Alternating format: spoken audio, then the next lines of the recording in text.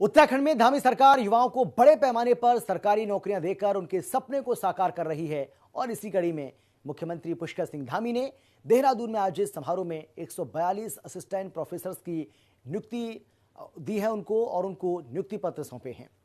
ये नियुक्तियां medical college के लिए चिकित्सा सेवा चयन बोर्ड की तरफ से की गई। कार्यक्रम में सीएम धामी ने कहा है कि यह केवल नौकरी नहीं बल्कि समाज के प्रति एक बड़ी जिम्मेदारी है। देवभूमि के युवाओं का सपना हो रहा है साकार। बम्पर सरकारी नौकरियां दे रही धामी सरकार। 142 असिस्टेंट प्रोफेसर्स को सौंपे नियुक्ति पत्र। अब मेरिट पर मिल रही सरकारी नौकरियां। उत्तराखंड की धामी सरकार देवभूमि के युवाओं के सपने साकार करने में कोई कोर कसर नहीं छोड़ रही। प्रदेश के युवाओं का सरकारी नौकरी पाने का सपना लगातार साकार किया जा रहा है। इसी कड़ी में मुख्यमंत्री पुष्कर सिंह धामी ने 142 असिस्टेंट प्रोफेसर्स को नियुक्ति पत्र सौंपे। उत्तराखंड में स्वास्थ्य सुविधाओं को बेहतर करने और युवाओं को रोजगार उपलब्ध कराने के लिए लगातार राज्य सरकार प्रयास कर रही है। इसी क्रम में लगातार नियुक्तियां की जा रही हैं, पद भरे जा रहे हैं। और आज भी मुख्य सेवक सदन में मुख्यमंत्री ने तमाम जो नवनियुक्त असिस्टेंट प्रोफेसर्स थे उनको नियुक्ति पत्र वितरित किया है। आज 142 असिस्टेंट प्रोफेसर्स थे जिनकी नियुक्ति राज्य मेडिकल कॉलेजेस में हुई है, वहां के लिए उनको आज नियुक्ति पत्र वितरित किया गया। देहरादून स्थित मुख्यमंत्री आवास के मुख्य सेवक सदन में आयोजित समारोह में 142 असिस्टेंट प्रोफेसर्स को नियुक्ति पत्र सौंपे गए। सभी नियुक्तियां राजकीय मेडिकल कॉलेजों के लिए चिकित्सा सेवा चयन बोर्ड के माध्यम से की गई। इस अवसर पर सीएम धामी ने नवनियुक्त शिक्षकों को बधाई दी और उनसे चिकित्सा शिक्षा में गुणवत्ता लाने का आह्वान किया।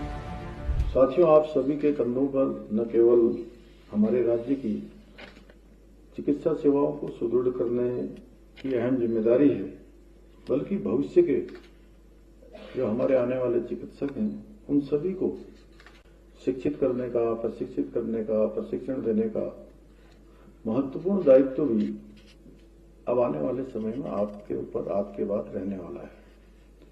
इसलिए आपकी सेवा आपके और परिवार के साथ साथ जहां आपके लिए महत्वपूर्ण है, आपके परिजनों के लिए महत्वपूर्ण है, वहीं राज्यवासियों के लिए भी बहुत ही महत्वपूर्ण है। और आपके द्वारा जो शिक्षित, प्रशिक्षित एमबीबीएस, पीजी, सुपर स्पेशलिस्टी के छात्र आने वाले वर्षों में राज्य में ही नहीं बल्कि देश और दुनिया में जाकर बीमारियों को दूर करने के साथ साथ चिकित्सा जगत में नए शोध करेंगे, नए अनुसंधान करेंगे। अब तक लगभग 27,000 युवाओं को सरकारी नौकरी मिली। 1,248 नर्सिंग अधिकारी और 170 तकनीशियनों की नियुक्तियां। 356 अन्य असिस्टेंट प्रोफेसर की भर्ती की प्रक्रिया पूरी होगी। 600 नर्सिंग अधिकारियों की चयन प्रक्रिया अभी चल रही है। कार्यक्रम में मुख्यमंत्री धामी ने कहा कि ये केवल एक नौकरी नहीं बल्कि समाज के प्रति एक बड़ी जिम्मेदारी है। मुख्यमंत्री ने शिक्षकों से आग्रह किया कि वे अपने छात्रों को न केवल अच्छी शिक्षा दें बल्कि उनके भीतर सेवा भाव और मानवीय संवेदनाएं भी विकसित करें। इस दौरान मुख्यमंत्री ने स्वास्थ्य क्षेत्र में अपनी सरकार के लक्ष्य और उपलब्धियों के बारे में भी बताया। हर जिले में एक मेडिकल कॉलेज खोलने का लक्ष्य। प्रदेश में 5 मेडिकल कॉलेज पहले से संचालित।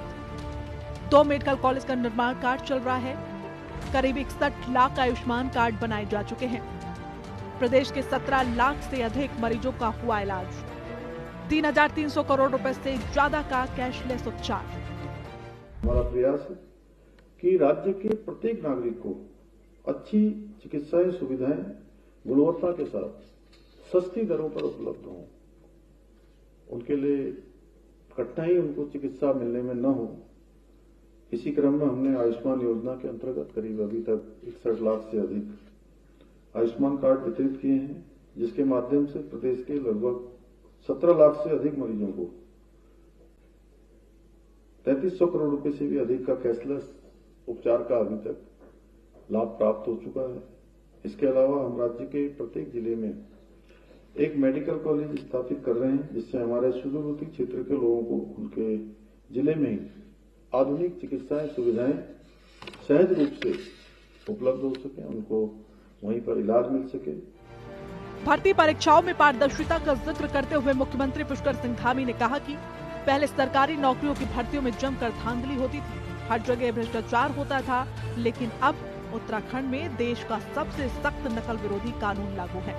अब सभी चयन प्रक्रियाएं पूरी तरह मेरिट के आधार पर हो रही हैं। स्वास्थ्य मंत्री डॉक्टर धन सिंह रावत का भी कहना है कि अभी तक जितनी नियुक्तियां की गई हैं या जितने भी स्टाफ रखे गए हैं 62% अभी परमानेंट फैकल्टी है और लगातार हर वर्ष हजारों की संख्या में जो नर्सिंग के जो बच्चे हैं, एमबीबीएस के जो बच्चे हैं वो निकलते हैं और उनके लिए और बेहतर प्लेटफॉर्म जो है वो तैयार किया जा रहा है। ऐसे में हर जिले के अंदर मेडिकल कॉलेज हो, ये प्रयास किया जा रहा है। नए मेडिकल कॉलेज की अगर हम बात करें तो पिथौरागढ़ और रुद्रपुर में जो मेडिकल कॉलेज बन रहे हैं उसमें 70% का काम हो चुका है और आगे भी किस तरीके से जो युवा हैं, जो नर्सिंग के बच्चे हैं, जो एमबीबीएस के बच्चे हैं, उनको किस तरीके से बेहतर प्लेटफॉर्म दिया जा सकता है, इस पर सरकार काम कर रही है। कई नियुक्तियां जो हैं उनको अब फिर से नियुक्तियां सरकार करने जा रही है, जिसका काम प्रगति पर चल रहा है और कई सारे युवाओं को हजारों की संख्या में अब और नौकरियां मिलने जा रही हैं। देहरादून से कैमरा पर्सन इलियास अहमद के साथ मैं शुभांगी भट्ट, हिंदी खबर।